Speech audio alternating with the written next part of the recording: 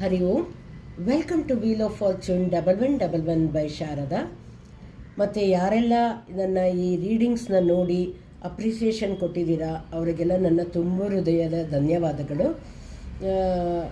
ನೀವು ಡೈಲಿ ಮಾಡಿ ಮೇಡಮ್ ಅಂತ ಯಾರೆಲ್ಲ ನನಗೆ ಸಜೆಸ್ಟ್ ಮಾಡಿದ್ದೀರೋ ಅವರೆಲ್ಲರಿಗೂ ನಾನು ತುಂಬ ಖುಷಿಯಾಯಿತು. ನಿಮ್ಮ ಯಾವುದೇ ಒಂದು ಥಾಟ್ಸ್ ಆಗಲಿ ಆನೆಸ್ಟ್ ಫೀಲಿಂಗ್ಸ್ ಏನು ಹಂಚ್ಕೊಂಡಿದ್ದೀರಾ ಅದಕ್ಕೆಲ್ಲ ತುಂಬ ಖುಷಿಯಾಯಿತು. ಇವತ್ತು ಆ್ಯಸ್ ಯೂಶ್ವಲ್ 2 ಕಾರ್ಡ್ಸ್ ರೀಡಿಂಗ್ ಮಾಡೋಣ. ಇದು ಫಸ್ಟ್ ಕಾರ್ಡು, ಇದು ಸೆಕೆಂಡ್ ಕಾರ್ಡು. ಯಾರೆಲ್ಲ ಈ ಫಸ್ಟ್ ಕಾರ್ಡು ಸೆಲೆಕ್ಟ್ ಮಾಡ್ಕೊಂಡಿದ್ದೀರಾ ಅವ್ರದ್ದು 7 ಆಫ್ ವಾಂಡ್ಸ್ ಎನರ್ಜಿ ಬಂದಿದೆ. 7 ಆಫ್ ವಾಂಡ್ಸ್ ಎನರ್ಜಿ ಏನು ಹೇಳ್ತಾ ಇದೆ ಅಂದರೆ, ನೀವು ಡಿಟರ್ಮಿನೇಷನಿಂದ ಕಾನ್ಫಿಡೆನ್ಸಿಂದ ನಿಮ್ಮದ ಕೆಲಸಗಳನ್ನ ನೀವು ಮುಂದುವರಿಸ್ಬೇಕಾಗತ್ತೆ. ತುಂಬ ಅಬ್ಸ್ಟಿಕಲ್ಸ್ ಬರೋ ಚಾನ್ಸಸ್ ಇದೆ ನಿಮ್ಮ ಲೈಫಲ್ಲಿ. ನೀವು ಅದನ್ನು ಆ ಅಬ್ಸ್ಟಿಕಲ್ಸ್ನ ಧೈರ್ಯವಾಗಿ ಎದುರಿಸಬೇಕಾಗಿದೆ. ಮತ್ತು ನೀವು ಪ್ರೊಫೆಷ್ನಲ್ ಲೈಫಲ್ಲಿ ಆಗ್ಬೋದು, ಪರ್ಸ್ನಲ್ ಲೈಫಲ್ಲಿ ಆಗ್ಬೋದು, ಒಂದು ರೈಟ್ ಬೌಂಡ್ರೀಸ್ ಹಾಕ್ಕೊಳ್ಳಿ.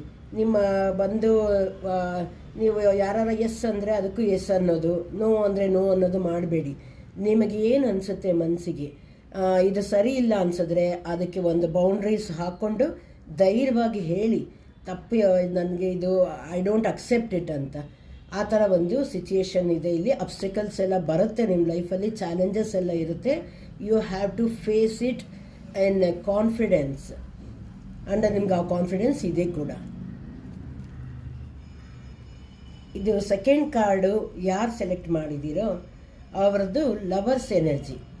ಲವರ್ಸ್ ಎನರ್ಜಿ ಏನು ಹೇಳ್ತಿದೆ ಅಂದರೆ, ಇಷ್ಟು ದಿನ ನಿಮ್ಮದು ಕೆರಿಯರಲ್ಲಿ ಆಗ್ಬೋದು, ಇಲ್ಲ ಪ್ರೊಫೆಷ್ನಲ್ ಲೈಫು, ಪರ್ಸ್ನಲ್ ಲೈಫಲ್ಲಿ ನಿಮಗೇನೋ ಒಂದು ತೊಂದರೆಗಳಾಗ್ತಾಯಿತ್ತು, ಸಮ್ ಡಿಟ್ಯಾಚ್ಮೆಂಟ್ ಎಲ್ಲ ಆಗ್ತಾಯಿತ್ತು ಅನಿಸಿದ್ರೆ, ಈಗ it's a time for reconciliation. ಒಳ್ಳೆ ಟೈಮ್ ಬಂದಿದೆ. Whatever the past is gone.